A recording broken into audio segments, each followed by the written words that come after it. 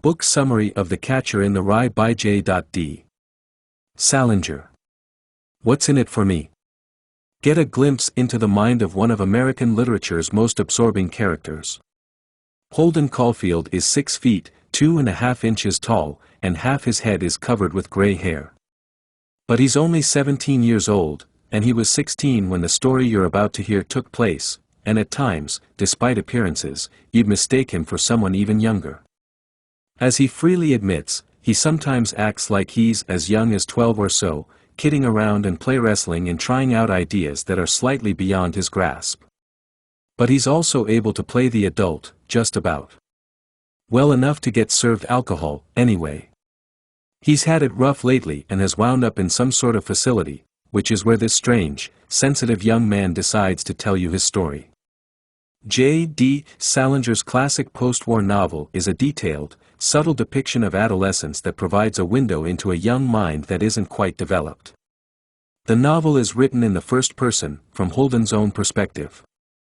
But as he proudly says, he's an excellent liar.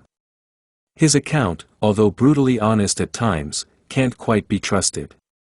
In this audiobook, we'll take you through the key points in the novel, which is Holden's account of what happened over a few days last December.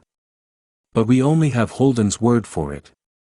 How much you believe is up to you. Saturday. On the wintry Saturday afternoon that Holden's story begins, everyone else at Pensy Prep is at the final football game of the year. Holden, though, has made his way up to the top of the hill, so he can see the whole stadium down below. He isn't much feeling like cheering his school on, because, as he eventually says, he's been kicked out. It's about the 4th school he's been kicked out of. All Holden has to do that weekend, then, is begin packing up his things and saying his goodbyes, before he goes home to his parents in New York on Wednesday. Not that he's told them his news yet. The first goodbye he has to say is to his history teacher, old Mr. Spencer. So he heads down the hill to his house. Spencer, a kindly old man, welcomes him warmly. But he has the flu, and Holden feels uncomfortable perching on his bed while he's still in his pajamas. And he only feels worse when old Spencer starts showing his true colors and giving him a talking to, explaining why he failed him. He even reads out the embarrassing note that Holden had written on his terrible essay about the Egyptians. What a crummy thing to do. Spencer yells out, "Good luck," as Holden makes his hasty exit, trying not to hear. Back in his room, Holden finds out his roommate, the dashing Stradlater, has a date that night, with, he can't remember, Jane or Jean or something. Gallagher. Holden starts. He knows Jane from back home. They hung out together one summer. They used to play checkers together. She'd keep all her kings in a line on the back row, never moving them. Not that Stradlater cares. He can barely even remember her name. Trying to distract himself that evening, Holden writes an English composition for Stradlater as a favor. He picks a subject close to his heart, his younger brother Ali's baseball mitt. Holden has treasured it ever since he was 13, when Ali died. When Stradlater gets back, Holden quizzes him relentlessly about his evening with Jane. Where did they go? Whose car were they in? Did he give her the time? Stradlater is tight-lipped, and Holden's anxious. They end up in a fight, Holden explains, and his face gets so gory you'd barely believe it. That's it, he decides, he's had enough. He isn't going to hang about at this crummy school with his moron friends for 4 more days. He'll gather up his things and go to New York tonight. Money's no problem, he's got enough dough to stay in a hotel till Wednesday, and he can get a little more by selling his typewriter to a guy he's lent it to. So he goes to that guy's room, wakes him up, and forces him to cough up $20. Ready now, Holden sets off, throwing a final curse back down the hallway that he hopes will wake the whole goddamn floor. Saturday night. After catching the train to New York, Holden goes to the Edmont Hotel. They give him a crummy room, and he looks out to see a bunch of perverts, a man putting on a dress in front of a mirror, a couple spitting water at each other. Honestly, Holden is the only normal one there. He thinks about calling his kid sister, Phoebe, the prettiest and smartest kid you'll see. But it's too late, and what if his parents pick up the phone? So he goes down to the hotel bar. A terrible, phony band is playing. The audience are phonies, too, but he gets chatting to these three girls, aged maybe around 30, and gets dancing with one. Thing is, the waiter spots he's underage, so he's stuck drinking cokes. The girls leave without even offering to pay. Out in the lobby, Holden's mind drifts back to Jane. He remembers playing golf with her, and showing her Allie's baseball mitt. He'd never shown anyone else apart from family. Holden kissed Jane once, but not on the mouth. She didn't let him. Holden still isn't tired, so he takes a cab to Ernie's, the bar his older brother D.B. used to take him to, before he went out to Hollywood and started prostituting himself, writing movies instead of the stories Holden loves. Holden hates the movies. It's all phonies here too, people are going wild for Ernie, the pianist, even though he's just showing off for them. But anyway, Holden gets himself a scotch and soda. He hears a familiar voice, Lillian, this girl D.B. used to date. Total phony. Biggest knockers you've ever seen. She's with some stupid Navy guy. Shooting the breeze with them is just about the last thing Holden feels like doing, so he tells them he was just on his way out, abandons his drink, and walks all the way back to the hotel. Going up in the elevator, the attendant offers him a prostitute for $5. Holden is feeling pretty depressed, so he agrees. A few minutes later she's there, throwing her coat on the bed. She's about his age, he reckons, his real age. She suddenly pulls her dress up over her head so she's just in this little slip, but it makes him feel bad. He's not in the mood for it after all. Maybe they can just talk, he asks. She looks at him like he's crazy. Pretty soon she gets up to go, and Holden gives her the $5. It's 10, she says. He says no, the guy said 5. She leaves, looking annoyed. The truth is, Holden's a virgin. He's gotten close, but something always comes up. A little later, there's a knock at the door. It's the prostitute and the elevator guy, demanding their extra $5. Holden stands his ground, but they get his wallet, take the money, and beat him up. Sunday. Despite his long Saturday, Holden doesn't sleep long. He's up at 10 or so and realizes he hasn't eaten anything for what feels like years. But he doesn't want to call room service in case they send the guy who's just beat him up. Instead, he makes himself a date for the afternoon, with old Sally Hayes. They used to neck and all, although he isn't wild about her. But he asks her out again all the same, suggesting a matinee. That isn't till 2, so he's got 4 hours to kill. He doesn't want to stay at the Edmont again because of all that business last night. So he takes a cab over to Grand Central and checks his bags in there before going to a sandwich bar for breakfast. These two nuns are at the next table. They're not collecting money right now, they tell him, but he offers $10 all the same, and they accept. They get talking about literature. Holden loves reading and tells them what he thought of Romeo and Juliet, pretty annoying characters, most of the time. It feels weird talking to a nun about all the sexy stuff in literature. He feels bad he didn't give them more than $10. There's something else he wants to do that morning. He goes to a record store to buy a rare one for Phoebe, little Shirley Beans. She'll love it, he just knows.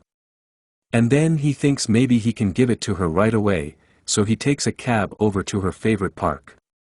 But she's not there. Holden is about to try the museum nearby, but realizes she wouldn't be there on a Sunday. He starts to go anyway. He used to love that museum when he was a kid, looking at the model Eskimo and deers. It's funny, he'd go back and back as a kid, and he'd be different each time, but everything in that museum would stay just the way it always was. He changes his mind. He doesn't want to go anymore. So he takes a cab back into town and waits for Sally. The show is phony, and Sally's phony too, but she looks so good he wants to marry her. She suggests they go ice skating, and Holden agrees. He opens up to her. Do you ever feel, he asks, like you just hate everything? School, New York, cabs, stupid phony shows, and getting your pants fitted in. Sally asks him to stop shouting. Not that he is shouting. Let's run away together, he says. Tomorrow. We'll go north, up to New England, and live in a cabin. Stop shouting. We can't do that. They part ways. He didn't even want to, he says. He isn't sure why he said all that. Sunday evening. Holden leafs through his address book for who to call next.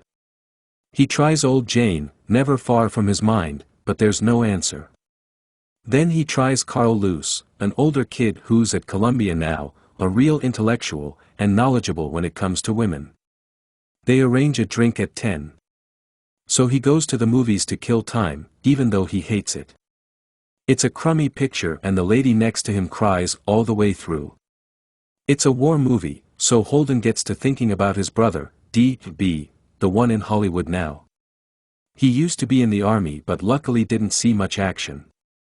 Holden would sign up if there was another war, he says, and sit right on top of the bomb.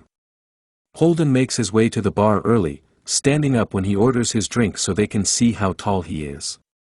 He's already a little drunk when Carl Luce gets there, and he starts kidding around with him, joking about some people at the bar he thinks are gay. Luce is unamused, he'd been hoping for a mature conversation, but Holden keeps on asking him about his sex life. Luce is embarrassed and encourages him to see a shrink. He makes a hasty exit, leaving Holden drinking alone. He stays there till maybe 1 in the morning, when he goes out to the telephones to call Sally at home. She tells him to go to bed. But he doesn't, he goes to the bathroom and dunks his head in the sink to freshen up, and then sits on the radiator, shivering like you wouldn't believe. Soon enough Holden starts crying for some reason, so he gets his coat.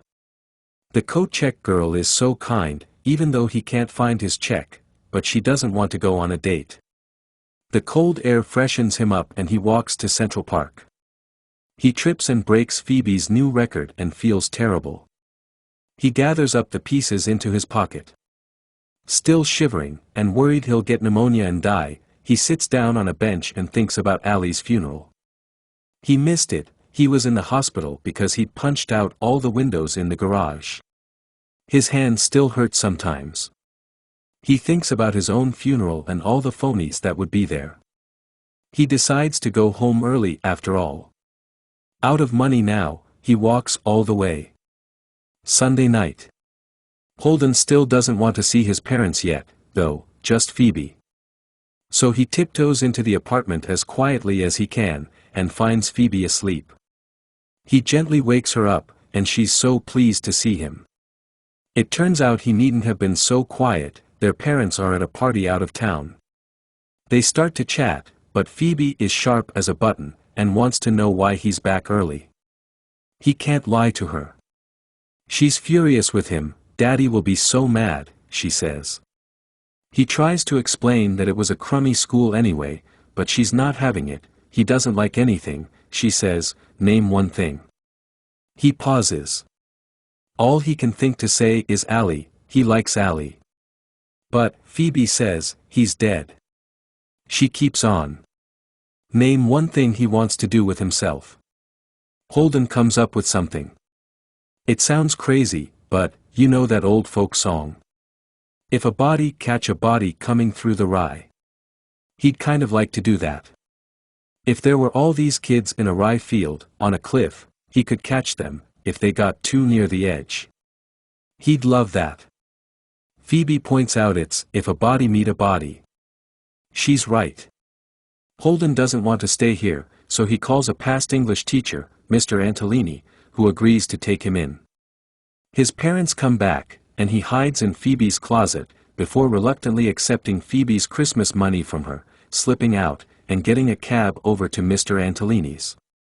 Holden is welcomed warmly by the teacher and his wife, but he has some stern words for his former pupil. He predicts Holden setting himself up for something terrible later in life if he can't start applying himself. He keeps telling Holden to listen. Holden nods along. Holden yawns, and Antolini fixes up his couch. He falls asleep quickly, but wakes when he feels someone stroking his hair. It's Antolini. Holden is horrified, makes his excuses, and leaves. He gets the subway back to Grand Central and sleeps in the waiting room by his bags. Monday. It's getting busy by 9, so he gets himself up, still thinking about Mr. Antolini last night. Was he really making a pass at him? Or had he got it wrong? He can't get it out of his head. Walking down Fifth Avenue, he pretends he's talking to Allie. He doesn't want to stay around here. He'll say his goodbyes to Phoebe, give her her money back, and head out west. He'll work at a filling station and pretend he's deaf-mute to get out of talking to people. Maybe he'll find a deaf-mute girl to marry too, and they'll have to write everything down when they want to talk to each other. He goes to Phoebe's school and leaves her a note, asking her to come see him at the museum at lunch. Then he goes over there and waits. When Phoebe turns up, she's dragging his old suitcase behind her, filled with all her stuff. She wants to go with him. He knows she can't, and gently tells her. She's furious, so he takes her to the zoo to calm her down, and then to the carousel. He's much too big for it, but he gives her her money back so she can ride it. He sits there watching her on the carousel, and it starts to rain. Holden's getting soaked, but he's so happy watching her, he cries and cries. That's when Holden's story ends. It's months later now, he's in the facility getting help, and he's going to head back to a new school come September. He thinks he'll try harder this time, but who can really know? You only find out that sort of thing when you do it. Final summary. Since it was published in 1951, J.D. Salinger's slender, fascinating novel has become a true modern classic. But maybe it's ironic that it so often gets studied in high school. One of its key themes is how conflicted the teenage mind often is. Holden often seems caught, helplessly, between wanting to be an adult and wanting still to be a young child. Salinger is sympathetic but also a little devastating in his depiction of this confused, not yet fully developed mental state. It's that, more than the details of the book's plot, that gives the book its well-deserved status. The Catcher in the Rye is a brilliant evocation of a stage in our lives we all go through. Most of us don't have precisely the same experience as the privileged young Holden Caulfield, who also had to deal with the tragedy of losing his brother young. But everyone has felt that confusing pang of emotion Holden feels when he hears Jane's dating Stradlater, or the lump-in-the-throat pride he takes in his bright kid sister, or his distaste for the phonies who nod along through their adult lives, never quite saying what they really think.